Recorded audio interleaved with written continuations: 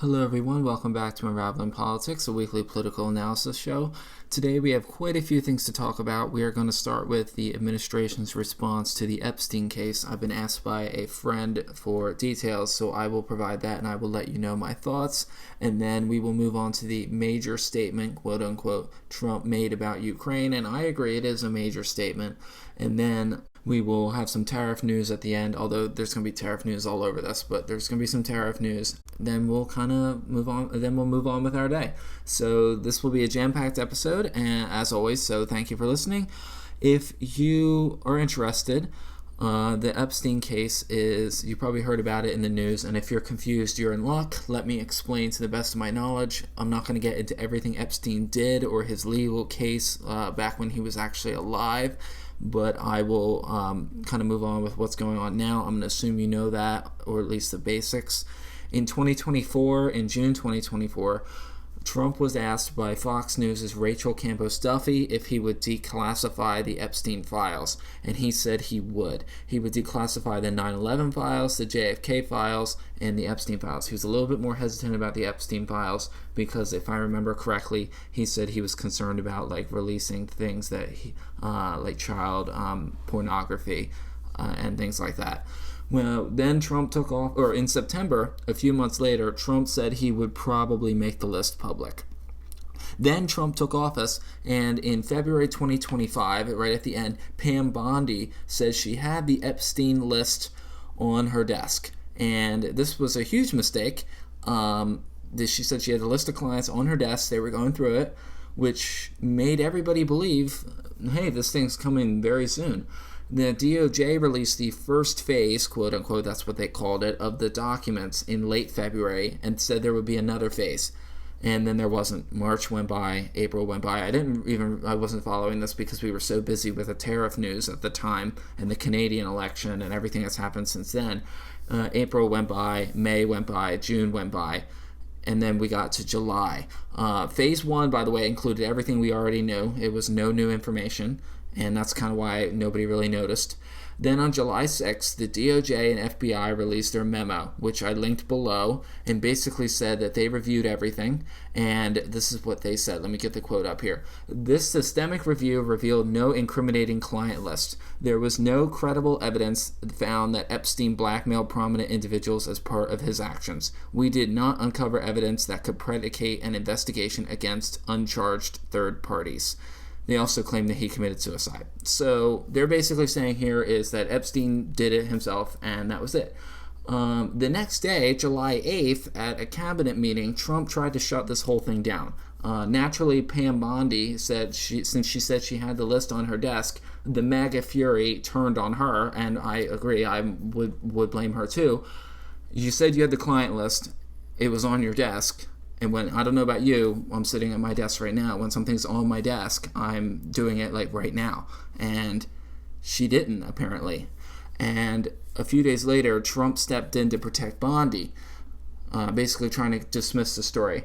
But it didn't end it. 3 days after that, July 15th, this was last week, Trump said at Joint Base Andrews in Maryland that he said that Pam Bondi should release everything that was credible. And then later that day, he said he didn't understand why people still cared. And the next day, July 16th, he said basically everyone who cares about Epstein are not his real supporters, and he doesn't want their support anymore. It was also revealed in the middle of last week. This was probably this is kind of where, if you ask me, where the story took a left turn. It was revealed that the several minutes of the video of the night that Epstein died on August 9th to 10th of 2019, which was almost 6 years ago, where the video was missing. And the DOJ said this was raw footage. Raw meaning unedited. So this podcast you're listening to is not raw footage. It is edited. I edit it to clear out, ums and uhs here and there. Raw footage is completely unedited. It's raw. And the problem is that Pam Bondi, her response was lackluster. She said the system resets every night and that this is normal. Now, this is kind of suspicious because there was only 2 cameras on this guy, and this guy was charged with serious crimes. And you think that he would be watched, And I'm not necessarily somebody who believes that Epstein didn't kill himself or that he was murdered. I think the circumstantial evidence is quite high that he was murdered, but the physical evidence is not high. It's basically non-existent. So was he murdered? I'm still going to say no, but we will never really know because that video is missing. And here's the thing. We know the video was taken out, and this is why. Because Wired, they're apparently a news outlet, believes that the metadata reveals that edits were done in May of 2025, so that was 2 months ago.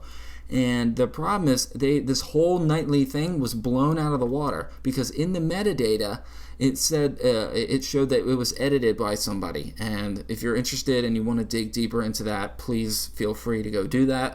It's quite interesting, not to me, but to some people. And the edits were made, and that was obvious. Then on Thursday, July 17th, they declined to appoint a special prosecutor. And this sort of makes sense because who are you going to prosecute? Epstein is dead. I guess you could prosecute other people, but the only way you would do that is if you're going to release the files. So they were never going to do that. Then the next day, July 18th, Trump ordered Bondi to release the grand jury files, which is now underway. We'll see if that actually happens. It's a start, but it's not everything. And hopefully this will reveal something new. I don't think it will, but hopefully it does. And Pam Bondi has formally requested them. Meanwhile, the Wall Street Journal, they revealed that Trump sent a birthday message, it's an alleged birthday message, to Jeffrey Epstein in 2003. And Trump was furious. He is now suing Rupert Murdoch and the Wall Street Journal for a whopping $10 billion, which I believe is about how much the Wall Street Journal is actually worth. So he basically wants to shut the whole Wall Street Journal down. And he even called it a pile of garbage newspaper.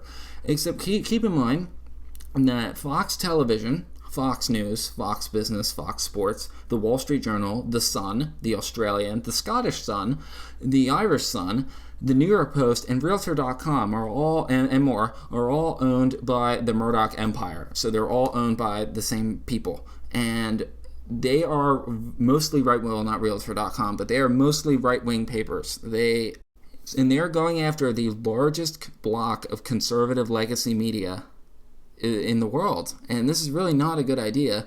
And it shows that he's getting increasingly desperate. There's no way that Trump would actually want this to go to court, because then the defense, which is the Wall Street Journal, would have to dig deeper and deeper into his ties with Epstein. And the circumstantial and physical evidence that Trump had serious ties with Epstein is quite high. And how do we know that? Because Trump has taken several pictures with Jeffrey Epstein over many, many years. And they were pictures that were around Jeffrey Epstein's heyday in the late 90s, early 2000s. And we know that Trump is not exactly the Jesus figure when it comes to women. I mean, the Access Hollywood tape came out in 2006, which would be right around the time, right after the time that this would be happening. So what do I think about this? Well, by the way, the Access Hollywood tape did not come out in 2006. It was filmed in 2006, and it was released in 2016. So, to be honest, Epstein died 6 years ago. And I don't really care that much about the story. And the only thing that makes me pay attention to it is that there might be people who are still walking the earth and ruling this country that may have been involved in this. And putting aside putting that aside, the Trump administration had a year and a half to release at least some of these files under the first Trump administration from August 2000 and not really from June of 2019 until January of 2021. Then there were 4 years of the failure administration. They had 4 years to release it. And now we've had 6 years under Trump. 6 months under Trump.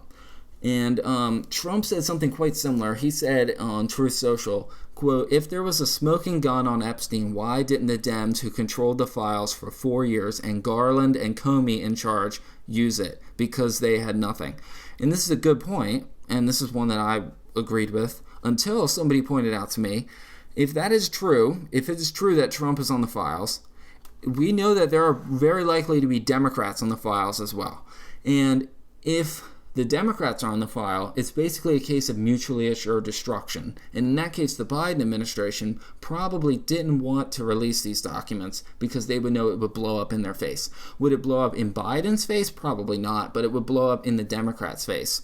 And if they had just released a redacted version, like say they had just cut out all the Democrat stuff and they only released the Trump stuff, then the drumbeats for more information would be louder and louder and louder. So if there was something here, it would also say that then the Republicans would have an excuse to release the Democrat stuff. So it would be mutually assured destruction. So if there's anything here, then it probably involved both parties, or at least very powerful figures, either formerly or currently in the party. So a lot has happened since these files were supposedly created. And there are two explanations that make sense here to me. Either A, Pam Bondi lied when she said there was a client list on her desk and that Trump fed into the conspiracy theories during and after the election when there was nothing. Either he knew there was nothing, which is probably the case that he knew there was nothing, or thought there was something. Or option B, and this is even worse, there's a cover-up going on. And the more and more that this story drags on, the more and more likely I think it goes from A to B. If you'd asked me a week ago, I would say it's probably A. Now that we're a week later, I'm thinking it's more likely to be B. In reality, it's probably a mix of both. So either way, Pam Bondi needs to resign or be fired. There is no way that Pam Bondi can get away with this. She said she had the files. Either she has them and won't release them, or she never had them to begin with. And I think, or the client list to be exact. So I think no matter what happens here, we will never know the full story. In fact, I would say that is the most likely outcome of this case. Besides, it has been 6 years, and I don't think we will ever have an exact. Those files could very easily have been tampered with in the last 6 years. And maybe in like 50 or 100 years, when somebody dies, they're on their deathbed, they're gonna leak something. But and we're gonna all be dead by then, 100 years from now. So maybe we will never know. And I'll add two more things before we move on, and I'm not going to talk about this again, even if the story develops, because frankly, I don't really care about this story. Unless it becomes a political problem for Donald Trump, I'm not going to talk about this anymore. But there are two things that are obvious. Number one, there are powerful people who don't want this to be talked or seen, and that's pretty obvious. And number two, this is not so obvious.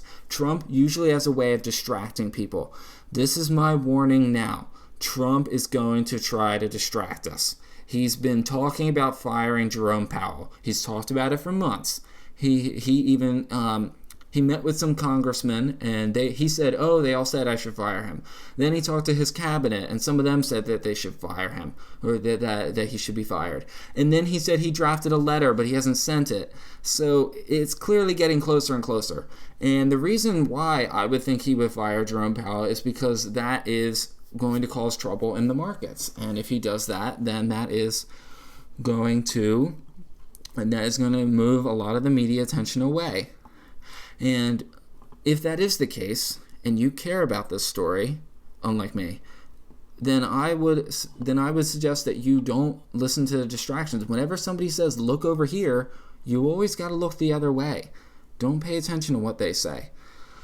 Anyway, moving on. We're already 14 minutes. I don't think I've ever talked 14 minutes in a regular episode about one topic, but let's move on. President Trump gave a, quote, major statement on Ukraine on Monday, and I hinted at this last week. I kind of suggested a change in direction was coming, and it was pretty obvious, so don't give me any credit for it, but I suggested a change in direction was coming, and Trump gave Russia an ultimatum. Sign a peace deal within 50 days or 100% tariffs will be placed on countries that buy from Russia. So we wouldn't have 100% tariffs on Russia, which would probably be a smart idea.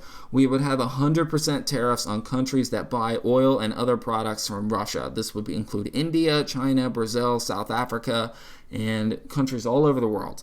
And according to CBS in 2023, China and India became the world's first and second largest oil importers.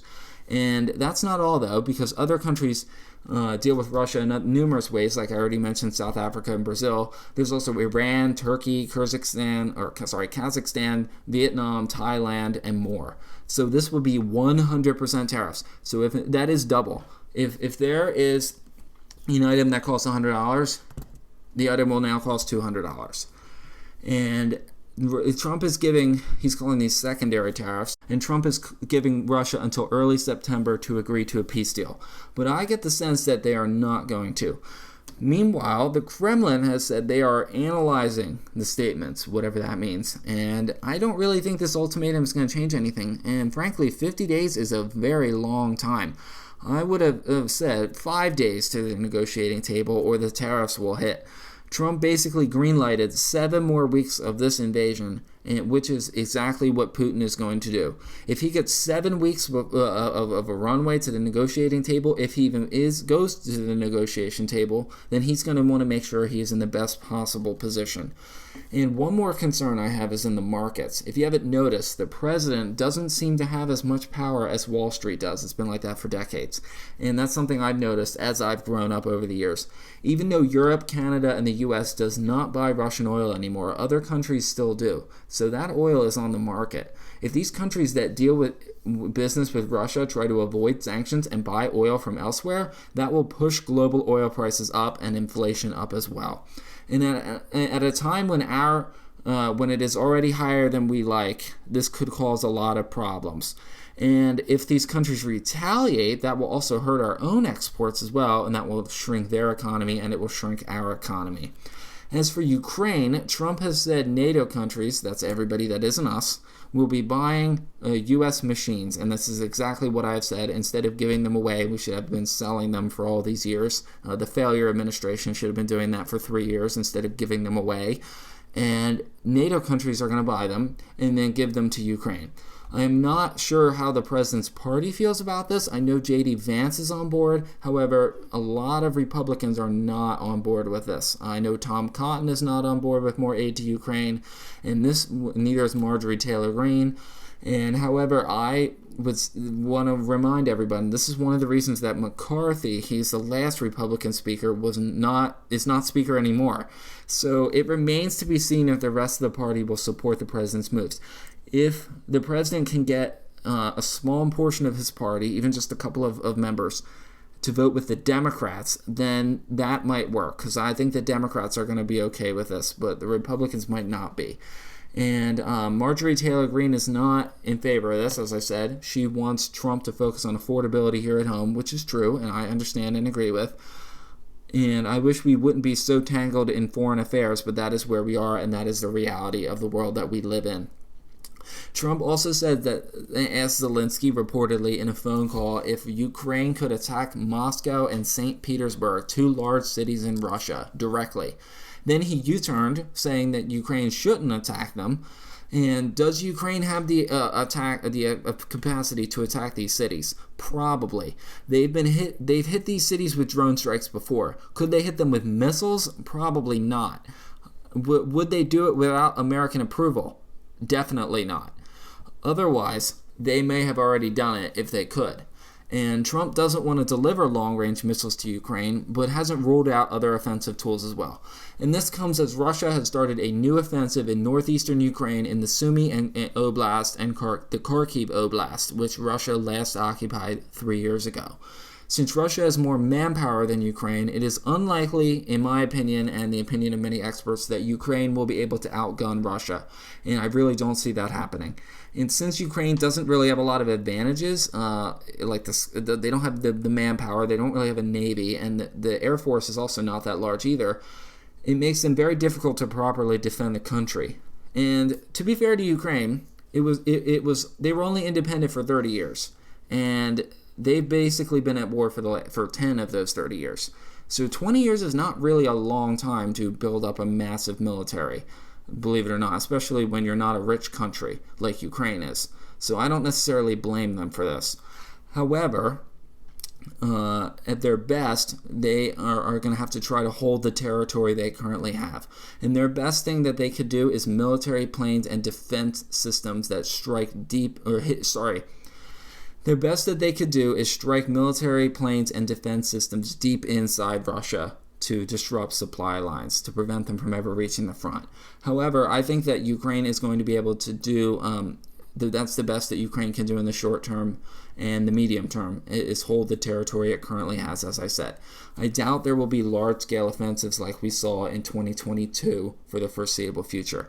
While I am certainly not a military expert, I would think the more offensive weapons and artillery is what Ukraine needs. And the summer is not over yet. The summer and winter are the time that you can see the most movement, because usually beginning in October until about December, and then from like mid-March until early May is the mud season in Ukraine, which basically the tanks are useless because it's basically a minefield. And I would expect right before Halloween is usually when that happens. So whatever the front lines are in October, they're going to freeze until about Christmas. And Biden approved shipments of long-range missiles as he was leaving office. That is something I did want to throw in here. But in CNN said those missiles would not be able to reach Moscow or St. Petersburg anyway. And those are, as I said, the two big cities in Russia, at least on the east side. Lastly, and this came out right before I recorded this episode, so I wanted to say this, Ukraine is calling for peace talks this coming week. And the last time this happened, their talks did not last very long, about 3 times as long as this episode. They lasted about 1 hour, and both sides are miles apart. If Russia wants all of Ukraine, and Ukraine wants its pre-2014 borders back, and neither of them are going to happen. I'll say that right now. Ukraine is not going to go back to where it was in 2014, and Russia is not going to occupy all of Ukraine. It's going to have to be some sort of compromise. Otherwise, this war will never end. Then on Thursday, the deputy chairman of Russia's Security Council and former president and prime minister Dmitry Medvedev suggested that Russia should attack NATO directly. And would they do this? I think no, because an attack on any single NATO country would mean an attack on all NATO countries. So think on September 11, 2001, if you were around then, when the Taliban, when Al-Qaeda attacked us, all of our NATO allies helped us to defeat the Taliban in Afghanistan. So the same thing would happen here. And because this is a war between two nuclear powers, and this has never happened before, usually wars tend to escalate. That's the theory of international relations and war, is usually when there's a total war, think like World War II, that any weapons that exist are used. And in that case, that would be nuclear weapons. And that would mean the end of the world as we know it. The world would be over. And that would be pretty bad, obviously. Good news is that Medvedev softened pretty quickly. He said, "Let me remind you that our president has unequivocally stated that Russia has no intention of fighting NATO or, quote, attacking Europe." So it looks like nuclear war has never been on the table, and let's hope it stays that way.